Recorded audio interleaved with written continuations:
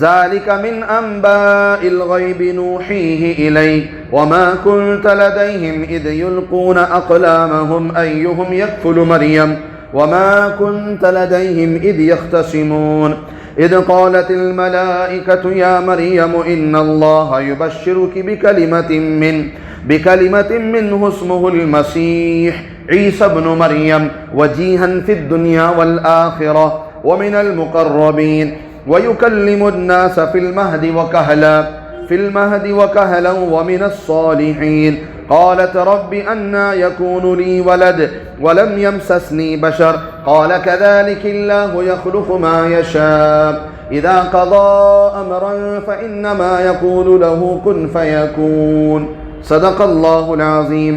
ترجمہ، اللہ تبارک و تعالیٰ کا مبارک اور مقدس ارشاد ہے، اللہ پاک فرماتے ہیں یہ قصے من جملہ غیب کی خبروں کے ہیں، ہم ان کی وحی بھیجتے ہیں آپ کے پاس اور ان لوگوں کے پاس، آپ نہ تو اس وقت موجود تھے جبکہ وہ قرا کے طور پر اپنے اپنے خلموں کو پانی میں ڈالتے تھے کہ ان سب میں کون شخص حضرت مریم علیہ السلام کی کفالت کریں، اور نہ آپ ان کے پاس اس وقت موجود تھے جبکہ ان کے درمیان میں اختلاف ہوا تھا۔ اس وقت کو یاد کرو جبکہ فرشتوں نے یہ بھی کہا کہ آئے مریم علیہ السلام، بے شک اللہ تعالیٰ تم کو بشارت دیتے ہیں ایک کلمے کی جو من جانب اللہ ہوگا، اس کا نام و لقب مسیح عیسیٰ بن مریم ہوگا، با آبرو ہوں گے دنیا میں اور آخرت میں، اور من جملہ مقربین کے ہوں گے، اور آدمیوں سے کلام کریں گے گہوارے میں اور بڑی عمر میں، اور شائستہ لوگوں میں سے ہوں گے۔ حضرت مریم علیہ السلام بولی اے میرے پروردگار کس طرح ہوگا میرے بچہ، حالانکہ مجھ کو کسی بشر نے ہاتھ نہیں لگایا۔ اللہ تعالیٰ نے فرمایا کہ ویسے ہی بلا مرد کے ہوگا، کیونکہ اللہ تعالیٰ جو چاہیں پیدا کر دیتے ہیں، جب کسی چیز کو پورا کرنا چاہتے ہیں تو اس کو کہہ دیتے ہیں کہ ہو جا، بس وہ چیز ہو جاتی ہے۔ صدق اللہ العظیم۔ سورہ آل عمران کی یہ آیت نمبر 40 پر 4، 40 پر 5، 40 پر 6 اور 40 پر 7 ہے۔ پہلی آیت کا خلاصہ یہ ہے کہ جب حضرت مریم کو ان کی والدہ محترمہ نے بیت المقدس لا کر وہاں کے جو ائمہ تھے بیت المقدس کے، ان کے حوالے کر دیا، میں نے منت مانگی تھی کہ اس میرے ہونے والی اولاد کو میں بیت المقدس کی خدمت کے لیے وقف کر دوں گی، لہذا اسے قبول فرما لیں۔ تو سارے ائمہ میں یہ اختلاف ہوا کہ میں اس بچی کی پرورش کروں گا، تو اس وقت حضرت زکریا علیہ السلام نے بھی کہا کہ میں تو زیادہ حقدار ہوں اس بچی کو پالنے کا، اس لیے کہ میں تو اس کا خالو ہوں۔ ماں کے بعد سب سے زیادہ حق خالو کا اور خالہ کا ہوتا ہے۔ تو سب نے کہا نہیں، یہ تو بچی بڑی شان والی ہے، یہاں کے امام عمران بن ماسان جو انتقال ہو گئے ان کی بیٹی ہے، ہم بھی اس کی پرورش کرنا چاہتے ہیں۔ تو جب آپس میں اختلاف ہوا تو پھر اسے حل کرنے کے لیے خرہ ڈالا گیا، چیٹھی ڈالی گئی کہ کس کے نام کا خرہ آئے گا بس یہ بچی اس کی کفالت میں دی جائے گی۔ تو یہ پہلی آیت کا خلاصہ۔ دوسری آیت کا خلاصہ، حضرت مریم کو فرشتوں نے اللہ کی طرف سے خوشخبری دی کہ آپ کو ایک ایسا اللہ کا کلمہ ملے گا، ایک ایسی اولاد ہوگی جس کا نام مسیح عیسیٰ ہوگا، جو ابن مریم آپ کی طرف منسوب ہوگا، وجیہن فی الدنیا والآخرہ، جو دنیا اور آخرت میں باوقار ہوگا، وہ من المقربین، اور اللہ کے قریب بندوں میں سے ایک ہوگا۔ تیسری آیت کا خلاصہ، اور عیسیٰ بن مریم کی خوبی اور صفات یہ ہوں گے کہ وہ بچپنے میں ماں کی گود میں بات کریں گے، اور نمبر 2 ادھیڑ عمر میں جب بڑھاپے کو پہنچیں گے تب بھی بات کریں گے، اور وہ نیک لوگوں میں سے ہوں گے۔ چوتھی آیت کا خلاصہ، حضرت مریم نے عرض کیا کہ اے اللہ، نہ تو میرا نکاح ہوا، نہ مجھے کسی انسان نے چھوا ہے، تو پھر مجھے بچہ کیسے ہوگا؟ اللہ نے فرمایا اللہ کی قدرت ہے، اللہ جو چاہے پیدا کر سکتے ہیں۔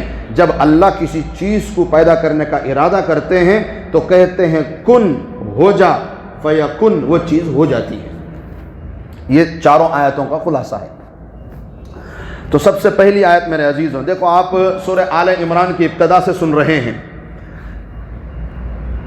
آپ صلی اللہ علیہ وسلم کو جس علاقے میں نبی بنا کر بھیجا گیا وہ علاقہ 3 قسم کے لوگوں سے پر تھا۔ سب سے پہلے تو مکۃ المکرمہ، جہاں آپ نے اپنی نبوت کا اعلان فرمایا، وہاں صرف اور صرف وہ لوگ تھے جو بتوں کو پوجتے تھے، مگر وہ یہ سمجھتے تھے کہ ہم حضرت ابراہیم کے دین پر ہیں۔ تو پہلا طبقہ تو آپ صلی اللہ علیہ وسلم کے مخاطبین میں کون تھا؟ مشرکین مکہ، یعنی ملت ابراہیم پر اپنے آپ کو سمجھنے والے تھے تو نہیں مگر سمجھتے تھے۔ دوسرا طبقہ مدینہ منورہ میں آنے کے بعد یہودی تھے۔ نبی کے مخاطب دوسرے کون تھے؟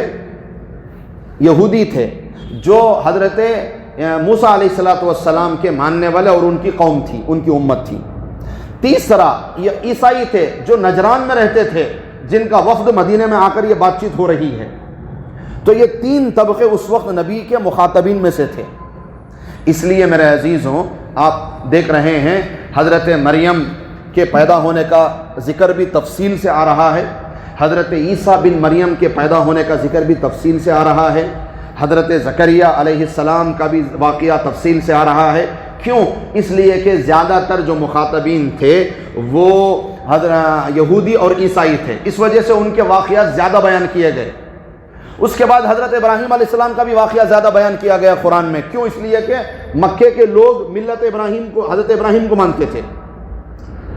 پورے قرآن میں زیادہ واقعات حضرت ابراہیم علیہ السلام اور حضرت موسیٰ علیہ السلام اور حضرت عیسیٰ علیہ السلام۔ کیوں؟ اس لیے کہ نبی کے مخاطبین یہی 3 طبقے تھے، اور ان تینوں کے اندر بہت سی باتوں میں اختلاف، غلط فہمیاں، جھوٹی باتیں، افواہیں پڑ گئی تھیں۔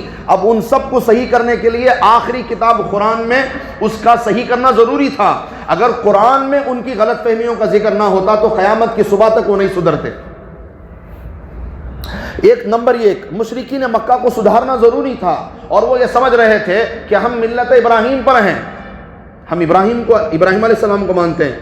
اچھا، حضرت ابراہیم علیہ السلام کو ماننے والے 360 بتوں کی پوجا کرتے ہیں۔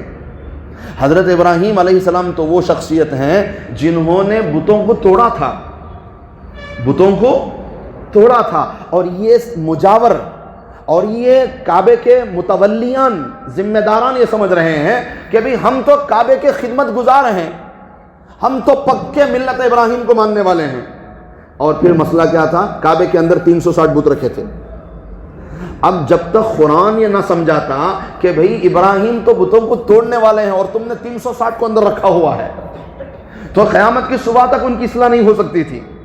اس لیے زیادہ تر حضرت ابراہیم کا قصہ بیان کیا گیا قرآن میں، تاکہ وہ لوگ سمجھیں، ان کے درمیان میں موجود غلط باتوں کو ختم کریں، صحیح باتوں پر آئیں۔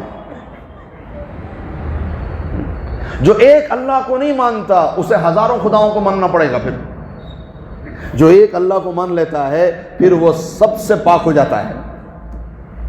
اور نعوذ باللہ ایک اللہ کا انکار کرنے والا دیکھو پھر کب کا کہاں کہاں جھکتا ہے، کبھی یہاں جھک رہا ہے، کبھی وہاں جا رہا ہے، کبھی وہاں ہاتھ جوڑ رہا ہے، کبھی وہاں منت کا مانگ رہا ہے، کبھی وہاں پتہ نہیں کیا کر رہا ہے، یہاں کیا پتہ نہیں کیا کیا دنیا میں ہو رہا ہے۔ جو ایک اللہ کو نہیں مانتا پھر اسے ہزاروں خداؤں کے سامنے اللہ جھکا دیتا ہے، اور جو ایک اللہ کے سامنے جھک جاتا ہے اللہ اس کے سر کو سب سے پاک کر دیتے ہیں۔ دیکھو ایک ہی میرے پاس ہو، آپ کے پاس ہو، ساری دنیا کے مسلمان کے بندوں کے پاس ہو یا بندیوں کے پاس ہو، ہمارے پاس ایک ہی ایسی چیز ہے جس کی ہم کل قیامت کے دن اللہ کے سامنے گواہی دے سکتے ہیں۔ باقی ہمارے ہاتھوں سے گندے کام ہوئے ہیں، ہمارے دل میں گندے خیالات ہوئے ہیں، ہمارے پیر غلط جگہوں پر گئے ہیں، ہماری زبان سے غلط بول نکلے ہیں، ہماری آنکھوں نے غلط دیکھا ہے، سارے اعضاء سے گناہ ہوئے ہیں جسم کے، مگر ایک عضو، ایک حصہ بدن کا ایک ٹکڑا ایسا ہے جس سے کبھی بھی اللہ نے گناہ ہونے نہیں دیا۔ کیا ہے؟ سارے اعضاء سے گناہ ہوئے ہیں، ہاتھوں سے ہوئے، پیروں سے ہوئے، شرمگاہ سے ہوئے، آنکھوں سے ہوئے، کانوں سے ہوئے، زبان سے ہوئے۔ ایک ٹکڑا جس جسم کے اندر ہمارے ایسا ہے جس کے اللہ نے حفاظت فرمائی، اور وہ ہے پیشانی۔ کیا ہے؟ کہ اس پیشانی کو ہم نے اللہ کے علاوہ اور کسی کے سامنے نہیں جھکایا۔ یہ اللہ نے ہماری حفاظت فرمائی ہے۔ اللہ کے سامنے یہی چیز رکھنا ہے، یا اللہ زبان سے تو جھوٹ بول دیا ہے، آنکھوں سے بے حیائی کر لی ہے، یا اللہ ایک عمل ایک ٹکڑا تو نے ایسا بنایا ہے ہمارے ماتھے کا کہ ہم نے ہمارا ماتھا سوائے تیرے سامنے اور کسی کے سامنے دنیا کا نہیں جھکایا۔ بس اللہ قیامت کی صبح تک، ہماری موت، ہماری آخری سانس تک اللہ ہمارے اس ماتھے کی حفاظت فرمائے، اور کہیں یہ ماتھا نہ جھکے سوائے اللہ کے، اسے پاک رکھو۔ تو جو اللہ کو نہیں مانتا پھر تو وہ سارے دنیا کے باطل معبودوں کے سامنے اسے جھکنا پڑے گا۔ پھر اسی لیے حضرت ابراہیم کا قصہ تفصیل سے بیان کیا گیا قرآن میں، تاکہ مشرکین سمجھیں۔ ورنہ میرے عزیزوں، بعض لوگ یہ سمجھتے ہیں ہم فلاں ادارے کے ذمہ دار ہیں تو ہم صحیح ہیں، انہیں تو ہم اللہ نہیں دیتا تھا ذمہ داری۔ نہ، غلط لوگ بھی ذمہ دار بن جاتے ہیں کبھی کبھی۔ جیسے مکے کے مجاور تھے، سالوں سے سمجھ رہے تھے ہم مکے کے ذمہ دار ہیں، کعبۃ اللہ کے متولیان ہیں، ہم ملت ابراہیم پر صحیح قائم ہے، تبھی تو اللہ نے ہمیں کعبہ کی ذمہ داری دی۔ نہیں، غلط آدمی بھی ذمہ داری لے سکتا ہے۔ یہ کوئی علامت نہیں ہے کہ آپ کسی ادارے کے ذمہ دار ہیں اور آپ حق پر ہیں، یہ کوئی دلیل نہیں ہے۔ تو یہ ان کو سمجھایا گیا۔ دوسرا، حضرت موسیٰ علیہ السلام کی جو امت تھی یہودی، ان کے آپس میں بھی بہت سی غلط فہمیاں تھیں، اس لیے قرآن میں بار بار ان کے قصے کو بیان کر کے ان کے سارے غلط باتوں کو توڑ کر ختم کیا اور ان کے سامنے صحیح بات رکھی۔ یہودی خود کہتے تھے نعوذ باللہ، یہودی حضرت مریم اور حضرت عیسیٰ سے اتنی نفرت کرتے ہیں نعوذ باللہ کہ یہودیوں نے کہہ دیا کہ حضرت مریم کا کوئی غلط چکر تھا، اس سے حضرت عیسیٰ پیدا ہوئے۔ نفرت میں انہوں نے اتنا بڑا الزام حضرت مریم پر ڈال دیا تھا، اور دنیا کو نہیں پتا، دنیا والے تو بس یہودیوں کی زبان سے سنتے تھے، ان کے پاس کوئی دلیل، کوئی ثبوت نہیں تھا۔ اور عیسائی حضرت عیسیٰ علیہ السلام کی محبت میں اتنا آگے بڑھ گئے کہ ان کے حضرت عیسیٰ کو اللہ کا بیٹا بنا کر بٹھا دیا۔ وہ نفرت میں حد تک انہوں نے حد پار کر دی، حضرت مریم پر الزام لگایا، اور عیسائیوں نے اتنی محبت میں غلو کیا کہ وہ حضرت عیسیٰ کو اللہ کا بیٹا بنا دیا۔ اب دنیا والوں کو تو نہیں پتا، دنیا والوں کو تو نہیں پتا تھا، عرب تو یہودی کی بات بھی سنتے تھے، عیسائی کی بات بھی سنتے تھے۔ اب اس کا فیصلہ کون کرے؟ اس کا فیصلہ کرنے کے لیے اللہ نے قرآن اتارا۔ پھر اللہ نے بتایا کہ حضرت مریم کا قصہ کیا ہے، حضرت عیسیٰ علیہ السلام کی سچی بات کیا ہے، پھر حضرت موسیٰ علیہ السلام کا واقعہ کیا ہے۔ ساری قرآن میں تفصیل کیوں آئی ہے؟ اس لیے کہ ان کے سارے غلط فہمیوں کو دور اگر قرآن نہ کرتا، پھر قیامت کی صبح تک ان کی ساری باتیں صحیح نہیں ہوتی، وہ آج بھی غلط طریقوں میں پڑے رہتے۔ تو میرے عزیزوں، تو ہمارے پیارے نبی صلی اللہ علیہ وسلم کے مخاطبین یہ تین طبقے، ٹھیک ہے، اس لیے بار بار آپ کو انہی کے قصے قرآن میں ملتے ہیں، ٹھیک ہے۔ پھر آگے چلیں گے۔ ذالک من انباء الغیب نوحیہ الیک، اللہ پاک کا فرمان ہے یہ قصہ ان خبروں میں سے ہے اے نبی جی جس کی ہم نے آپ کو وحی فرمائی ہے، اس سے پہلے آپ یہ واقعہ نہیں جانتے تھے۔ یہ جو بات اب آگے بتائی جا رہی ہے اس کا علم نبی کو نہیں تھا، اللہ نے وحی کر کے بتایا ہے۔ کیا بتایا؟ وما كنت لديهم اذ يلقون اقلامهم ايهم يكفل مريم، جب مریم کی والدہ نے حضرت مریم کو گود میں لے کر بیت المقدس پہنچ گئیں اور وہاں کے تمام مجاورین، وہاں کے تمام ائموں کے سامنے پیش کیا کہ بھئی میں نے اپنی منت مانی تھی، اسے پورا کرنے کے لیے آئی ہوں، لہٰذا آپ اسے کوئی قبول کر لیں، اس کی پرورش کر لیں اور یہ بڑی ہو کر بیت المقدس کی خادمہ بن جائے گی۔ ابھی عورت ہے، حیض کے مسائل ہیں، ناپاکی کے مسائل ہیں، مسجد میں کیسے رہے گی؟ دیکھو ایک مسئلہ یہاں پر رک کر آپ ذہن میں رکھیں، سمجھیں۔ عورت کا فی نفسی مسجد میں آنا منع نہیں ہے، عورت کا فی نفسی مسجد میں آنا کوئی منع نہیں ہے، وہ تو اس لیے منع کیا گیا فتنے کے خوف سے کہ کہیں کوئی فتنہ نہ کھڑا ہو جائے، اس لیے عورتوں کو مسجد میں آنے سے روکا گیا ہے، ورنہ عورت اگر مسجد میں آ کر نماز پڑھ لے کوئی مسئلہ نہیں ہے۔ نماز پڑھنے کا مطلب ان کے لیے الگ جگہ ہو، وہاں پر آ کر پڑھے پردے کے ساتھ۔ باقی اسلام فی نفسی ہی عورت کو مسجد میں آنے سے منع نہیں کرتا، وہ تو فتنے کے خوف سے منع کرتا ہے باقی اگر کوئی عورت خدمت کے لیے مسجد میں ہی قیام کر لے تو وہ عورت نماز کہاں پڑھے گی؟ مسجد میں پڑھے گی. اور اگر کسی عورت کے گھر میں اتنی جگہ نہیں نماز پڑھنے کی تو وہ مسجد میں آ کر نماز پڑھے گی. سفر کے دوران نماز پڑھنا ہے کہاں پڑھے گی؟ مسجد میں. اگر مسجد مل جائے تو مسجد میں نماز پڑھے گی. تو فی نفسی ہی عورت کا مسجد میں آنا منع نہیں ہے. منع اس لیے کیا گیا کہ فتنہ پیدا نہ ہو جائے بس. اب حضرت مریم کو جو پرورش کے لیے دیا جا رہا ہے بیت المقدس کے اندر، اس لیے حضرت زکریا علیہ السلام نے، چونکہ یہ عورت ہیں تو اس وجہ سے انہوں نے کمرہ الگ بنایا اور وہاں حضرت مریم کی انہوں نے پرورش کی. تو یہ قصہ بیان کیا جا رہا ہے. اس سے پہلے کسی کو اس واقعے کی اطلاع نبی کے زمانے میں کسی کو نہیں تھی. اللہ فرما رہے ہیں اے نبی جی ہم نے تمہیں غیب کی خبر بتائی، غیب کا ایک قصہ بتایا جو تم نہیں جانتے تھے. ہم نے وحی کی تو آپ کو پتا چلا، ورنہ آپ اس واقعے کو نہیں جانتے تھے. وَمَا كُنْتَ لَدَيْهِمْ إِذْ يُلْقُونَ أَقْلَامَهُمْ أَيُّهُمْ يَكْفُلُ مَرْيَمَ.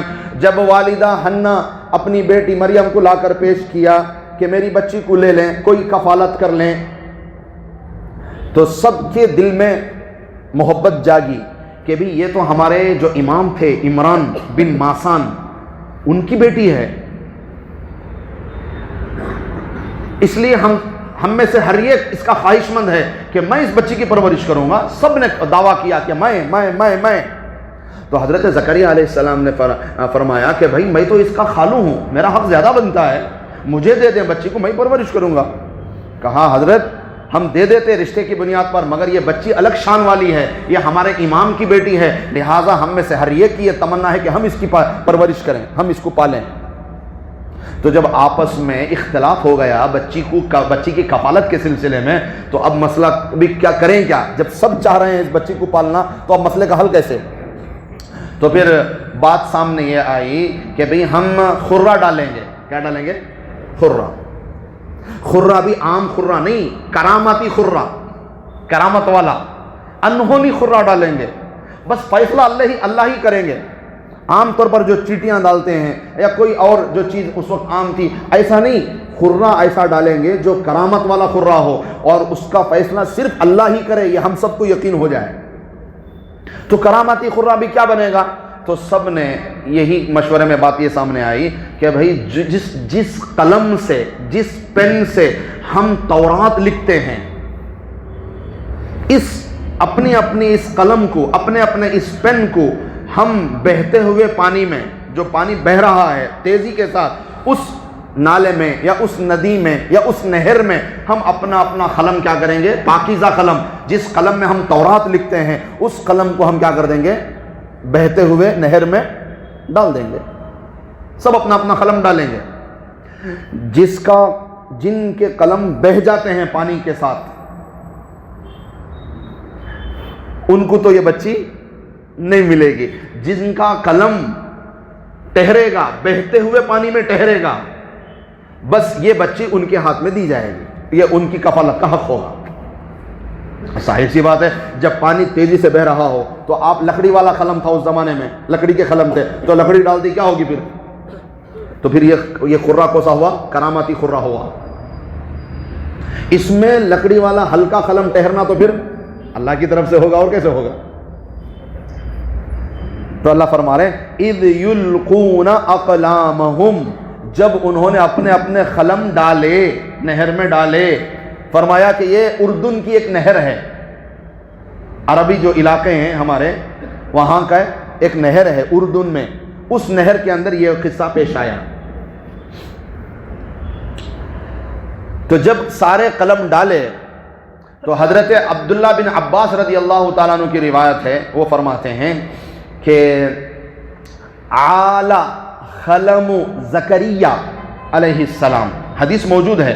حضرت عبداللہ بن عباس فرماتے ہیں کہ آپ صلی اللہ علیہ وسلم نے فرمایا جب سب نے مل کر قلم ڈالا تو اس وقت جو ہے حضرت زکریا علیہ السلام کے قلم کے علاوہ سب کے قلم بہہ گئے، اور حضرت زکریا علیہ السلام کا قلم بہتے ہوئے پانی میں ٹہرا رہا. ٹہرا کیا بلکہ اپوزٹ سمت میں جانے لگا. ہلکا سا ایک لکڑی والا قلم، ایک تو ٹہرنا ہی مشکل ہے، اور دوسرا کیا ہو رہا ہے؟ پانی اگر یوں جاتے رہا تو وہ قلم سامنے جا رہا ہے اپوزٹ سمت میں. تو سب کو یقین ہو گیا کہ اللہ چاہتے ہیں کہ اس بچی کی پرورش کون کرے؟ حضرت زکریا علیہ السلام کرے. تو پھر سب راضی ہو گئے. پہلے مشورہ ہوا تھا. اللہ فرماتے ہیں وَمَا كُنْتَ لَدَيْهِمْ إِذْ يَخْتَصِمُونَ. حالانکہ یہ جو بات ہے نا جو اب بیان کی جا رہی ہے یہ تو پہلے بیان کرنا چاہیے تھا. نہیں، جب حضرت مریم علیہ السلام کی وہاں پہلے تو حضرت مریم کی کفالت کا ذکر آ گیا کہ حضرت مریم کی حضرت زکریا نے کفالت کی. وہ کمرے میں تھے، اچانک اللہ کی طرف سے ان کے پاس بن موسم کے پھل آنے لگے. یہ واقعہ تو بعد کا ہے اور یہ تو پہلے کا ہے، مگر اسے بعد میں بیان کیا گیا، اسے پہلے بیان کیا گیا. کیوں؟ اس لیے کہ اللہ پاک چاہتے ہیں کہ اس واقعے کے ایک ایک حصے سے، چاہے پہلا والا حصہ ہو چاہے بعد والا حصہ ہو، ہر ایک واقعے کے ٹکڑے سے نبی کی نبوت ثابت ہو سکے. اس سے نبوت کیسے ثابت ہو رہی ہے؟ اللہ فرما رہے ہیں وَمَا كُنْتَ لَدَيْهِمْ، اے نبی جی آپ اس وقت نہیں تھے.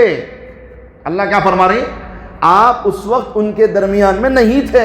آپ کو اس کا علم بھی نہیں ہے کہ ان کے درمیان میں اختلاف ہوا. انہوں نے خرا ڈالا، اپنے اپنے خلموں کو نہر کے اندر ڈالا اور خلم حضرت زکریا کے نام سے نکلا. یہ سارا واقعہ غیب کا ہے، بہت لمبے عرصے پہلے کا، جس کے بارے میں آپ نہیں جانتے. اللہ فرما رہے ہیں کہ اے نبی جی اس وقت آپ نہیں تھے. اور آج کچھ لوگ کہتے ہیں کہ ہمارے نبی ہر جگہ حاضر بھی ہیں ناظر بھی ہیں. اب فیصلہ آپ کریں بھائی. 1400 سال کے بعد ہمیں سمجھ میں آ گیا کہ نبی ہر جگہ حاضر ہے، نبی ہر جگہ. اور اللہ کیا فرما رہے ہیں کہ اے نبی جی آپ اس وقت نہیں تھے. اب جو ہر جگہ حاضر اور ناظر ہو تو وہاں کیسے نہیں تھے؟ وہاں کیسے نہیں تھے؟ 1400 سال کے بعد کچھ لوگوں کو سمجھ میں آ گیا کہ نبی تو ہر جگہ ہیں، حاضر بھی ہیں ناظر بھی ہیں. اچھا کم سے کم اتنا مانتے تو ہو کہ نبی ہر جگہ ہیں، حاضر بھی ہیں ناظر بھی ہیں، تو پھر گناہ کیوں کرتے ہو؟ کیا نبی کا لحاظ نہیں ہے تمہارے پاس؟ جب تم یہ مانتے ہو کہ اللہ کی طرح نبی بھی ہر جگہ حاضر اور ناظر ہیں تو پھر گناہ کیوں کرتے ہو؟ کیا نبی کا احترام نہیں ہے؟ جہاں تم گناہ کر رہے ہو کیا نبی وہاں پر نہیں ہے؟ تمہارے عقیدے کے مطابق مانتے بھی ہو گناہ بھی کرتے ہو. اللہ معاف فرمائے. تو میرے عزیزوں خود اللہ فرما رہے ہیں کہ اے نبی جی آپ اس وقت وہاں موجود نہیں تھے. ایک دوسرا کہ اے نبی جی یہ خبر ہم نے آپ کو دی ہے، آپ کو اس کا علم نہیں تھا. تو نبی عالم الغیب بھی نہیں ہوئے. نبی کیا نہیں ہوئے؟ عالم الغیب بھی. اگر عالم الغیب ہوتے تو پھر نبی کو یہ ان چیزوں کا اطلاع ہونی تھی. تو نبی کو اطلاع کیوں نہیں ہوئی؟ اللہ خود فرما رہے ہیں کہ یہ غیب کی خبریں ہیں. نہ آپ نے کبھی کسی یہودی سے یہ چیز کو سنا. آپ کی پوری پرورش، آپ کی پوری جوانی 40 سال کا عرصہ مکے میں گزرا، اور مکے میں تو کوئی یہودی ہے ہی نہیں اور کوئی عیسائی ہے نہیں، اور آپ نہ کسی کے پاس جا کر بیٹھ کر پڑھے ہیں. تو پھر آپ کو یہ واقعہ کی اطلاع کیسے ملی؟ ایک ہی صورت ہے، اللہ کی طرف سے ملا ہے. نہ آپ نے پڑھا اس لیے کہ آپ کو لکھنا پڑھنا نہیں آتا. ظاہری اعتبار سے کہ آپ کو اگر لکھنا پڑھنا آتا تو پھر لوگ تانا دیتے کہ کہیں نہ کہیں نبی کتاباں پڑھ لیے تھے، گھر کو بلاتے تھے. اس وجہ سے اللہ یہ چیز بھی نکال لے سو. ورنہ لکھنا پڑھنا نبی کو دینا کوئی سی بڑی بات تھی. اللہ نے جو لکھنے پڑھنے کی صفت نبی کو نہیں دی وہ وجہ اس لیے کہ لوگ کیا کہتے کہ نبی تو لکھنا پڑھنا جانتے تھے تو کتاباں مل گئے تھے رہیں گا، پڑھ لے رہیں گا، اس تے بول ڈالے کر کو نعوذ باللہ یہ باتیں آ سکتی تھیں. سارا مکہ جانتا تھا کہ نبی کسی کے پاس بھی نہ پڑھے ہیں نہ لکھے ہیں. اور نمبر 2، سارا مکہ جانتا تھا کہ نبی نہ کسی یہودی کو دوستی رکھتے ہیں نہ عیسائی کو دوستی رکھتے ہیں. جب نہ کتابیں پڑھ سکتے ہیں، نہ کسی یہودی سے میل جول ہے، نہ کسی عیسائی سے میل جول ہے، تو یہ جو واقعہ بنی اسرائیل کا گزرا ہے اتنی تفصیل سے بیان کرنا یہ ہمارے نبی کی نبوت پر دلیل ہے. بات سمجھ میں آ گئی پوری؟ یہی میرا خلاصہ ہے آج کا.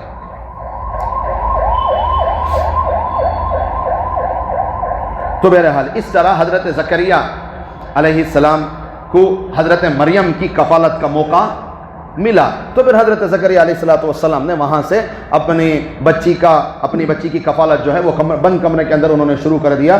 کسی کا آنا جانا، ساری جوانی کسی کا آنا جانا نہیں ہوا. صرف حضرت زکریا باپ بن کر حضرت مریم کو جو ہے بیٹی کی طرح پالا ہے. پھر اس کے بعد حضرت عیسیٰ علیہ السلام کے پیدا ہونے کا قصہ پیش آیا ہے. ٹھیک ہے نہیں؟ پھر کل چلیں گے انشاءاللہ، وقت ہو چکا ہے. 4 آیاتاں پڑھے، اصل میں خالی ایک ہی جگہ آیت پر رک گیا میں ہیں انشاءاللہ۔ دعا کریں اللہ وقت میں برکت عطا فرمائے، ٹھیک ہے، تھوڑا تیزی سے پڑھیں، میرا بھی ارادہ ہوتا ہے کہ ایک کے بجائے 2 3 آیتیں آگے بڑھیں، آپ لوگوں کا اخلاص ہے کہ ہم ایک ہی جگہ آیت میں گھوٹے جاتے ہیں۔ بس اللہ تعالی ہم سب کو صحیح باتیں کہنے اور صحیح باتیں سننے کی اللہ ہم سب کو توفیق نصیب فرمائے، اللہ ہمارے عقائد کی حفاظت فرمائے۔ یاد رکھو آپ صلی اللہ علیہ وسلم کے بارے میں عقائد ہمارے صحیح ہونے چاہیے، کوئی بھی غلط عقیدہ ہمارے ایمان کو ختم کر سکتا ہے۔ الحمدللہ رب العالمین، اللہم